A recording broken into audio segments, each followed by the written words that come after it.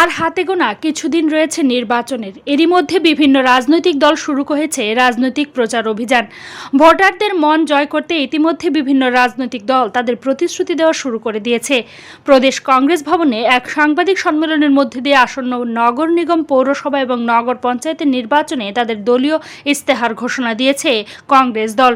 আগামী পৌর নিগম, পৌর পরিষদ এবং নগর পঞ্চায়েতের জন্য ইস্তেহার প্রকাশ করল প্রদেশ কংগ্রেস। মঙ্গলবার ত্রিপুরা ইনচার্জ অজয় কুমারের হাত ধরে এই ইস্তেহার প্রকাশ করা হয়। এছাড়া উপস্থিত ছিলেন প্রদেশ কংগ্রেস সভাপতি বীরজিৎ সিনহা ও গোপাল রায়। আগরতলা কংগ্রেস ভবনে এক সাংবাদিক সম্মেলনের মাধ্যমে দল ঘোষণা করল তাদের নির্বাচনী ইস্তেহার। प्रशिक्षण कार्यक्रम हुआ था, बहुत बड़े पैमाने पर पूरे त्रिपुरा से लोग आए। मैं पूरी कांग्रेस कमेटी को धन्यवाद देना चाहता हूँ, पीसीसी को धन्यवाद देना चाहता हूँ, जितने भी नेतागण हैं उन सबको धन्यवाद देना चाहता हूँ। वर्तमान में सबसे ज्वलंत मुद्दा जो वो है लोकल बॉडी इलेक्शन।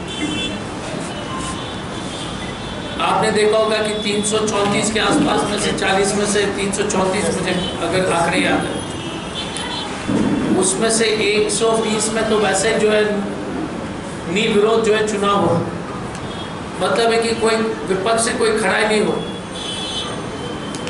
अब त्रिपुरा की जनता के लिए एक चिंता के विषय है, अगर लोकतंत्र में जो है अगर इलेक्शंस में अगर विपक्ष के लोग खड़े नहीं होंगे तो ये तो कम्युनिस्ट चाइना से भी खराब स्थिति। और भारतीय जनता पार्टी की सरकार जिस तरह से जो 120 के आसपास सीट में, अब उदयपुर में तो कोई भी कैंडिडेट किसी भी पार्टी का जो है कैंडिडेट खड़ा नहीं किया। चुनाव में हार जीत होती रहती, लेकिन चुनाव नहीं होना इसका मतलब है कि त्रिपुरा का जनता को तो भारतीय जनता पार्टी एकदम कुछ नहीं समझती। वो सोचते हैं कि त्रिपुरा की जनता को लोकतंत्र की आवश्यकता नहीं है, वोट देने के अधिकार नहीं होने चाहिए। ये बीजेपी की मानसिकता है, ये जो फांसीवादी मानसिकता है।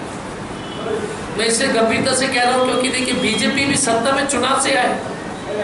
अगर पंडित नेहरू, कांग्रेस के जितने भी दिग्गज, अगर संविधान बनाते वक्त अम्बेडकर जी अगर वोटिंग ही नहीं देते तो बीजेपी कहाँ आता? वोट के माध्यम से आया और अब वोट को दबा रहे, क्योंकि इनके डीएनए में जो है उनके हाफ पैंट से लेकर के कपड़े से लेकर के इसी तरह का विचार है।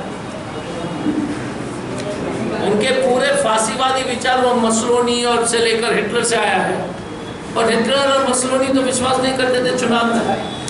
उसी तरह से मोदी जी, अमित शाह और आपके मुख्यमंत्री की स्थिति में भैया डरा धमका के, लेकिन कांग्रेस करीब 101 सीट में लड़ रही है।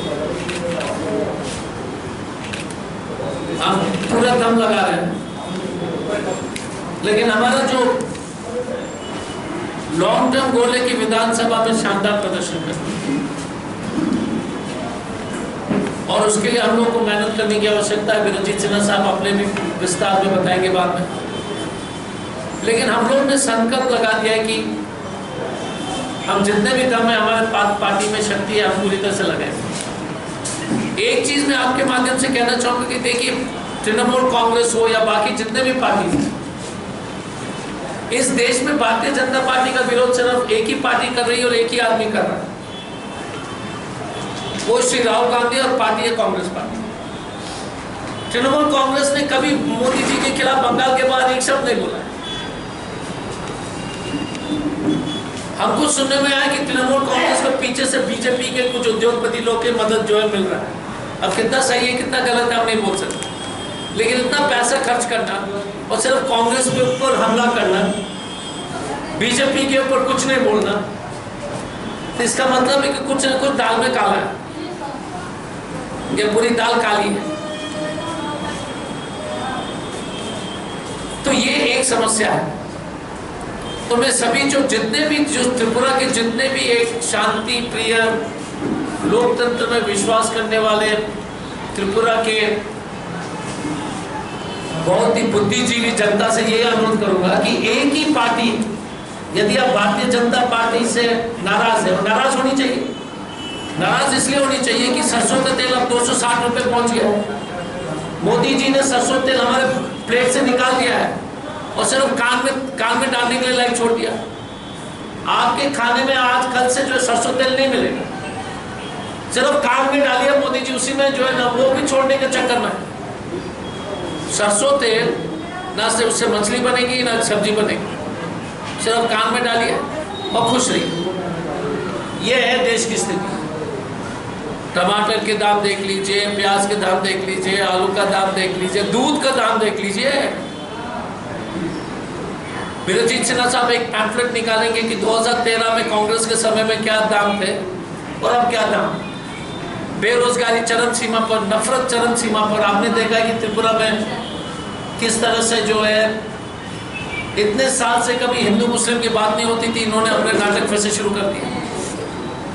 और त्रिपुरा की यही खूबी है कि मस्जिद हिंदू जाकर बनाते हैं और मंदिर मुसलमान जाकर बनाते हैं। ये त्रिपुरा की खूबी है। अभी जो एक मुस्लिम हमारे यहाँ पर जिलाध्यक्ष जी है, मुसलमान भाइयों ने मिलकर के मंदिर को ठीक कराया। ये त्रिपुरा का परंपरा संस्कृति है और इसको भी खत्म करेंगे। तो धर्म नाम की चीज तो कभी त्रिपुरा में जो है, त्रिपुरा की अगर माइनॉरिटी हो या मेजॉरिटी हो, आप देखने में वही खाना पीना, वही कपड़ा, वही बिंदी, वही साड़ी, वही भाषा, उसको भी नहीं छोड़ रहे। तो ये त्रिपुरा के लिए बहुत बड़ी चुनौती है, महंगाई। ब्यूरो रिपोर्ट, खबर त्रिपुरा।